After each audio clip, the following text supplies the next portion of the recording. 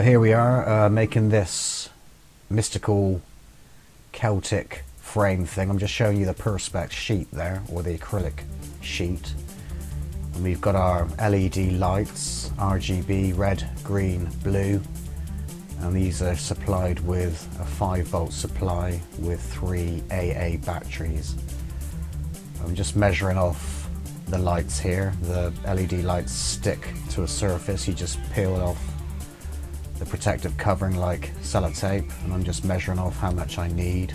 And you can cut these LED lights, I believe, into sets of 3 in a strip, so every 3 you can cut. So I've got 15 here, and it seemed to end on a natural join on the lights. So there I'm just measuring it, just measuring the length, the appropriate length, and just testing out the lights there around the perspex sheet, which we will engrave a little bit later. We've got some EVA foam here, so we're going to use this to make our model frame.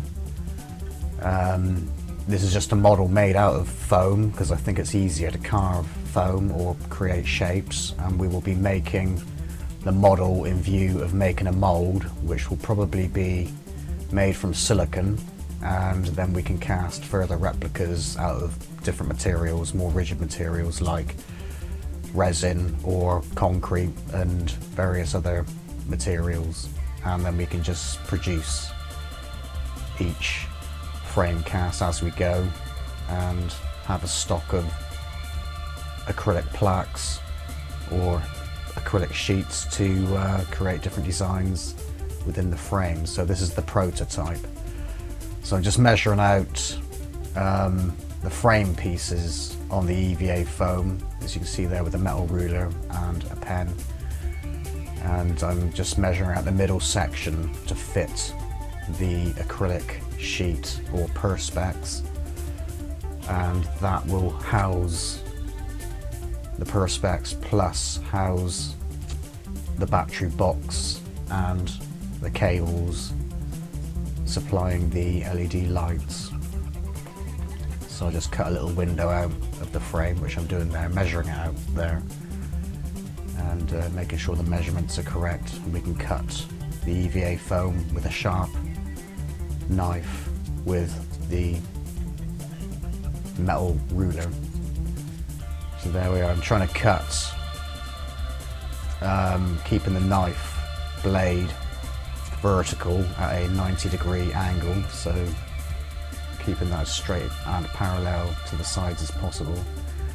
So there I'm cutting out that middle section and testing out the lights again just to make sure they fit, and just playing around with the lights, switching it on. Everything's fine at this stage, and now we'll make the second part of the frame, which will be the front part, and the hole in the middle will be slightly smaller than the actual perspex sheet, so that will cover up the edges and cover up the actual LED light strip. So all you'll see is the engraving being lit up or illuminated when the LED lights are operational and when the whole frame is put together. So there I am measuring out the area to put the battery box and controller. You can control the lights from a section actually on, or a piece on the LED strip, so you can have various different sequence, one color if you like.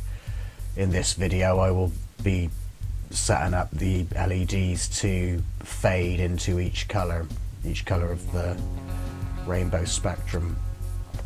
You can also you can control these lights via a mains adapter also, plus a USB socket in your computer, which I think is quite handy. You can also program the lights from your computer to set up sequences to your own personal taste, which I think is absolutely amazing.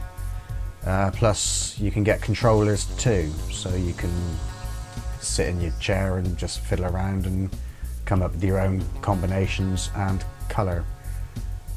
sequences and programs. So there I am putting some contact glue on the two pieces of EVA foam which I've cut out. I cut out a third section to act as a base for the frame, but I probably won't use that when we cast the model frame up. I'll probably make something a little bit thinner. So there I am gluing the two parts of the top part of the frame together there with the upholstery contact cement or contact glue.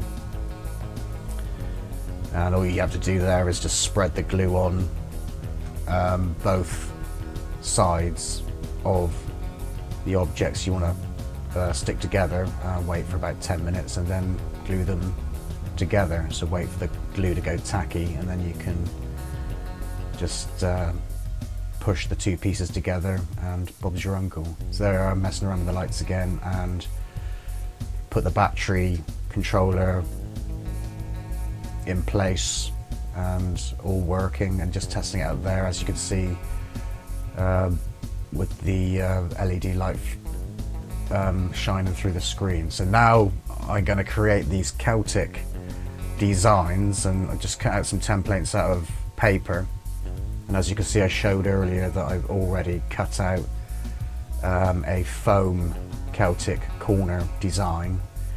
And like I say, after cutting out your design from a piece of paper, this is thinner foam than the foam I used to make the frame.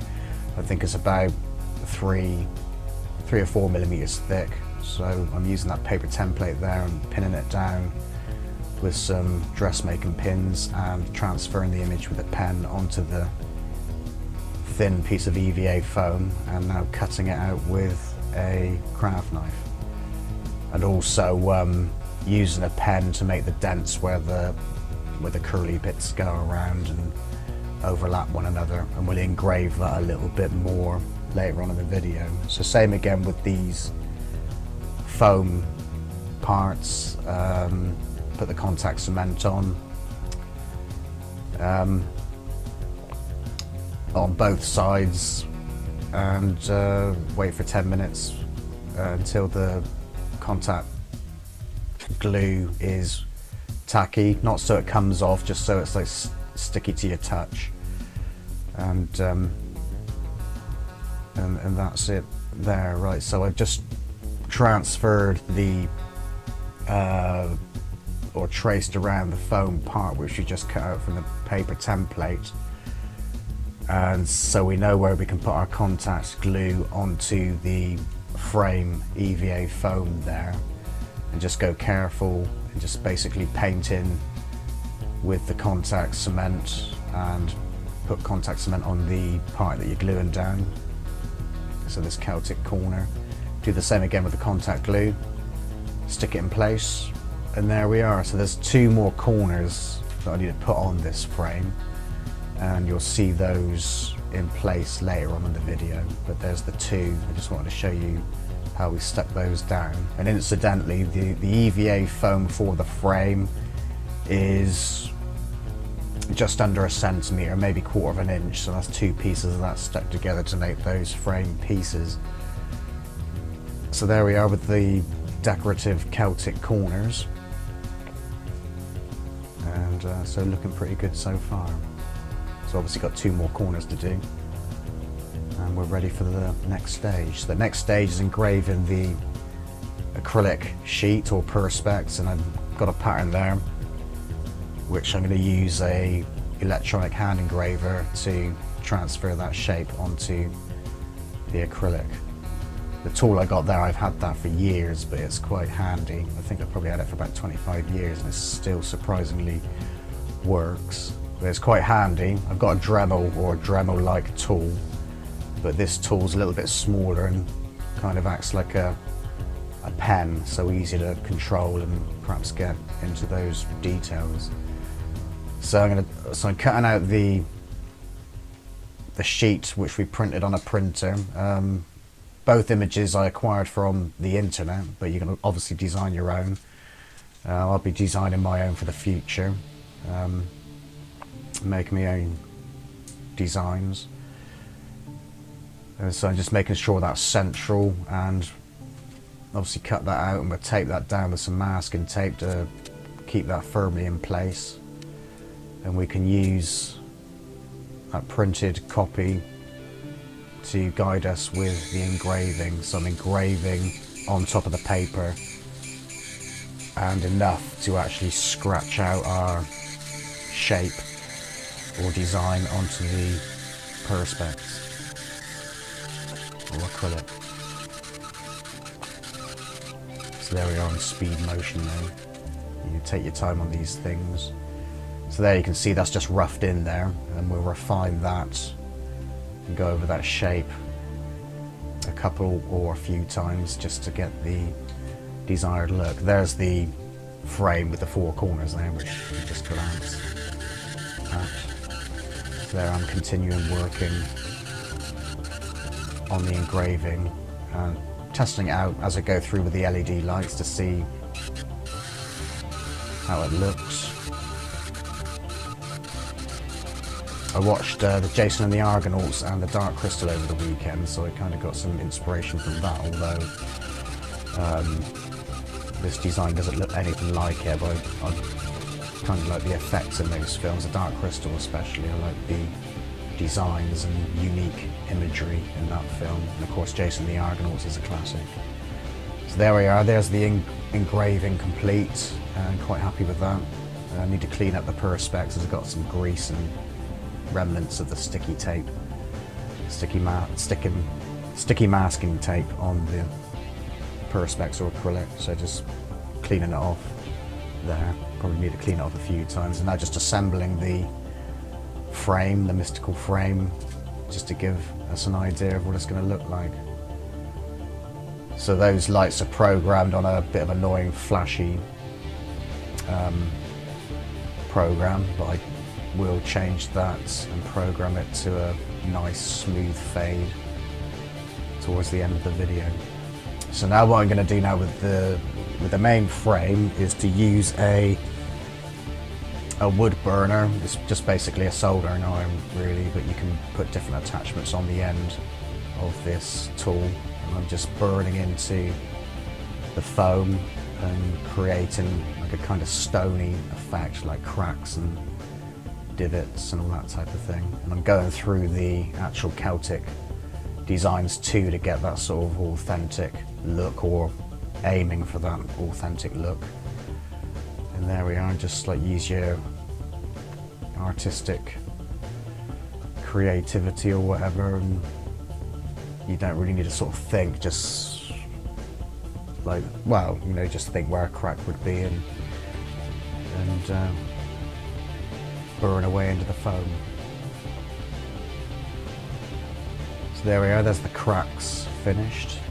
I fill in the edges of the frame with some decorator's caulk or decorator's filler, but I didn't really need to do this step because I don't think there was much, you know, like unwanted areas that needed filling, but I did anyway just in case, but like I said, didn't need to. So now I'm using my Dremel-like tool to sand off the edges and get everything looking a bit neater and refined, and beveling off the edges of the frame and refining the Celtic designs a little bit more where the woven parts interweave with one another and go behind one another. And now I'm putting on a coat of acrylic paint, so this is going to act as our undercoat. Because this is the model, I didn't spend too much time like sticking a primer down. I could have sprayed some rubber over the top or maybe some PVA, but I went straight in with the acrylic.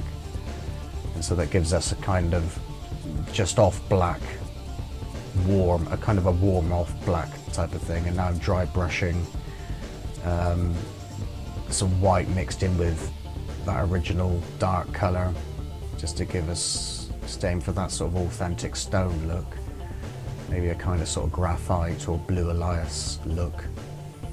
And I just touched up the Celtic patterns there with some bronze paint. So I wanted like a sort of bronze worn finish and a kind of scruffy, worn, distressed stone look. So that's that part of the frame finished, or the cosmetic part, the paint job finished. And now it's a matter of assembling the LED lights and fixing in the engraved perspex. I'm using blue tack just to stick this in place, although I stuck in the LED lights. But just for test purposes, I just use blue tack just to stick it in place with the battery controller as well.